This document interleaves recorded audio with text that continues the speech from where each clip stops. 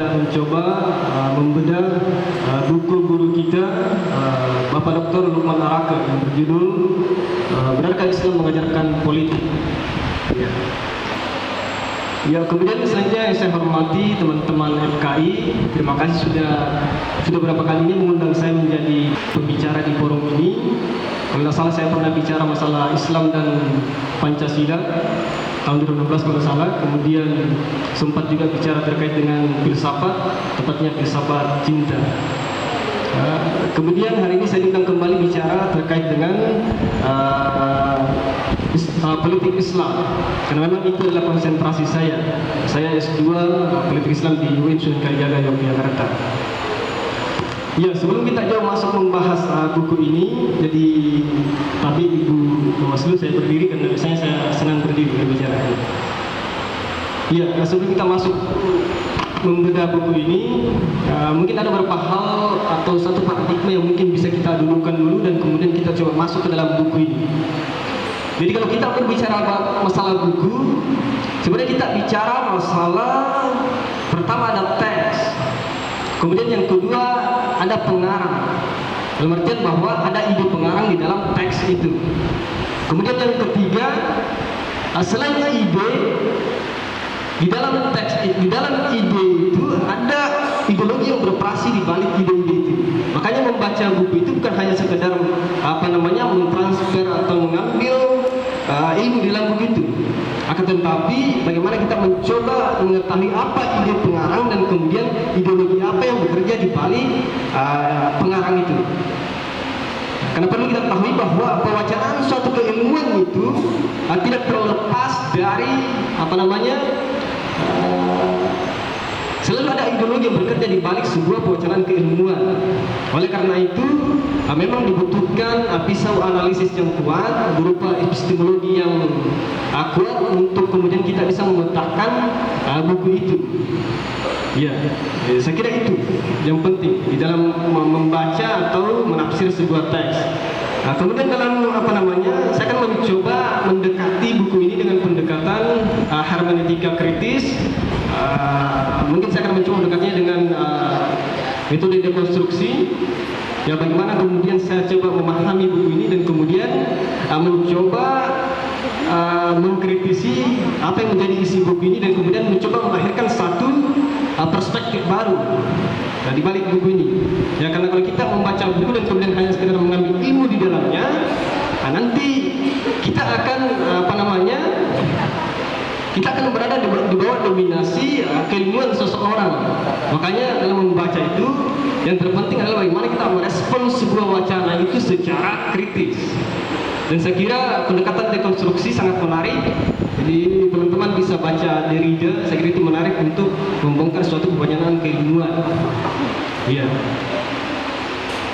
Ya, mungkin saya akan mencoba masuk ke dalam buku ini. Jadi sepertinya buku ini sederhana. Jadi tidak butuh analisis yang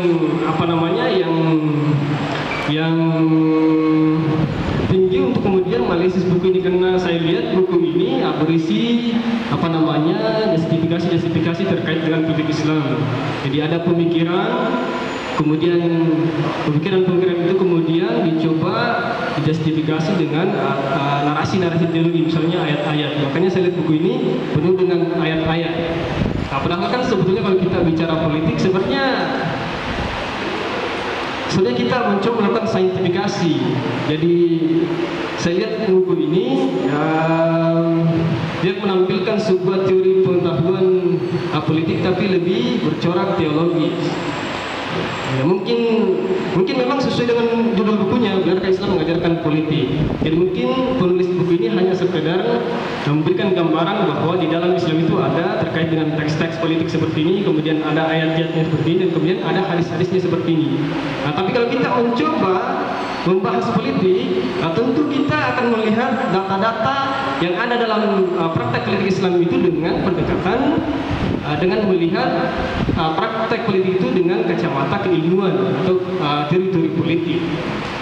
Dengan begitu, justifikasinya bukan justifikasi teologis, tapi dengan justifikasi keilmuan, sehingga ilmu itu menjadi objektif. Ya, itu yang paling penting. Sebenarnya kalau kita berbicara masalah negara, sebenarnya apa sih negara itu, kemudian apa sih politik itu, kemudian apa agama itu? Nah, kan itu yang menjadi pertanyaan kita, sehingga selama ini selalu ada kesan yang mengatakan bahwa agama itu terpisah dengan politik. Sehingga kemudian tadi Bapak Punaraku mengatakan bahwa buku ini hadir sebagai jawaban atas wacana-wacana yang selama ini muncul bahwa Islam itu hanya sekedar ibadah dan ritualitas belaka tanpa menyentuh aspek-aspek sosial, politik, dan ekonomi. Nah, saya kira buku ini hadir menjawab itu. Tapi memang kelemahannya, buku ini tidak mencoba membangun suatu penjelasan yang sifatnya teoritis. Jadinya buku ini terkesan sangat teologis. Tapi sangat cocok juga bagi teman-teman yang kemudian baru masuk ke dalam bergabung di jurusan hukum tata negara. Saya kira buku ini bisa menjadi pengantar awal untuk memahami apa sih politik Islam itu, supaya teman-teman punya dasar secara teologis maupun secara konseptual bahwa di dalam Islam itu ada memang yang namanya politik. Makanya politik itu apa sebenarnya?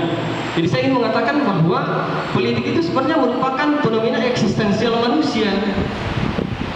Jadi dia fenomena eksistensial manusia dalam arti bahwa politik itu tak akan pernah terpisahkan di dalam diri manusia. Di mana ada manusia pasti di situ akan ada yang namanya politik. Jadi, kenapa demikian? Saya kira dari zaman Yunani sampai saat ini semua orang sepakat bahwa manusia itu merupakan makhluk sosial atau zon politikon. Atau dengan kata lain, manusia itu appetitus societatis. Manusia itu selalu berhasrat untuk hidup bermasyarakat. Nah, makanya fenomena negara itu lahir dari lahir dari fitrah manusia. Jadi manusia pasti membutuhkan orang lain dalam membangun sebuah kerjasama. Tidak saja jauh. Satu hari saya tidak ke kampus atau tidak bertemu dengan teman, dan satu hari di kamar, itu rasanya sudah bagaimana kan gitu. Kita sudah merasa ada kondisi yang tidak lengkap pada diri kita, atau ada semacam kekurangan eksistensial kan begitu. Nah, makanya manusia itu akan selalu mencari manusia yang lain untuk membangun sebuah interaksi dan kerjasama sosial. Kan gitu. Tidak atau mau ada agama atau tidak ada agama, yang namanya negara dalam kehidupan manusia pasti akan tetap ada dan akan selalu mengada. Karena lagi-lagi tadi bahwa politik itu merupakan fenomena eksistensial manusia yang tak terpisahkan dalam diri manusia. Jadi, karena saya menggunakan pendekatan dekonstruksi dalam membahas buku ini, maka saya harus melampaui pengarang dalam menjelaskannya, supaya kita bisa mendapatkan satu bangunan teoritis untuk memahami politik itu, supaya nanti tidak ada lagi tegangan teologis dalam memahami politik itu. Karena selama ini kan kita selalu dikotomi dalam memahami keimanan itu. Kalau saya sih, kenapa harus ada politik Islam, politik ini? Politik ya politik, kan gitu. Cuma memang kan faktanya di dalam Islam memang memuat prinsip-prinsip terkait dengan pengaturan kehidupan berbangsa dan bernegara. Tapi apakah serta-merta kita ingin mengatakan bahwa di dalam Islam itu ada sistem politik? Kalau dikatakan kepada saya, apakah di dalam Islam itu ada pengaturan tentang kehidupan bernegara? Saya kira jelas ada. Banyak ayatnya kan? Dan saya kira praktek kenabian itu sudah bisa dijadikan sebagai sebuah landasan. Tapi kalau dikatakan apakah ada sistem politik yang baku yang harus diikuti dalam Islam, dalam kehidupan berbangsa dan bernegara? Jawabannya jelas, tidak ada. Kan gitu. Jadi yang ada itu hanya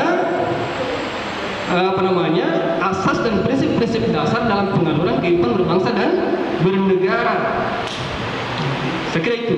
Sedangkan pelembagaan sistem politik itu dan pelembagaan model kenegaraan itu seperti apa, itu tergantung dengan situasi dan kondisi masyarakat kita. Jadi tidak bisa model monarki yang ada di Arab Saudi itu dibawa ke Indonesia. Nah, itu tidak bisa. Dan kemudian model sistem demokrasi dipaksakan di Arab Saudi itu juga tidak bisa. Karena namanya sistem politik harus disesuaikan dengan kondisi tempat, waktu dan kondisi masing-masing masyarakat, kan gitu. Saya kira sampai situ bisa kita paham bahwa Islam memang mengatur terkait dengan persoalan politik. Tapi dari sisi sistem politik tidak ada sistem yang baku. Buktinya apa? Coba Anda lihat sekarang ini negara yang berlabelkan Islam, ada nggak yang sama sistemnya? Tidak ada. Ada monarki, ada republik, kemudian sistem pemerintahan ada presidensial, ada parlementer. Itu artinya bahwa memang tidak ada sistem yang baku yang harus diikuti terkait dengan sistem politik di dalam Islam. Karena bicara masalah sistem itu bicara masalah operasionalnya. Berarti wilayah kreativitas atau bahasa agamanya ijtihad. Ya kan?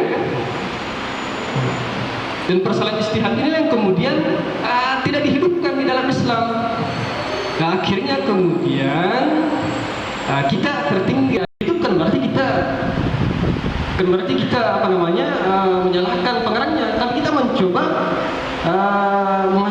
menghadirkan sesuatu yang tidak dihadirkan di dalam buku ini. Jadi kalau Anda membaca buku ini dengan apa yang saya jelaskan tadi, tentu akan jauh berbeda, kan gitu. Tapi satu hal dalam buku ini yang paling jadi membaca buku itu kita harus mengetahui apa asumsi yang dia bangun, kan gitu.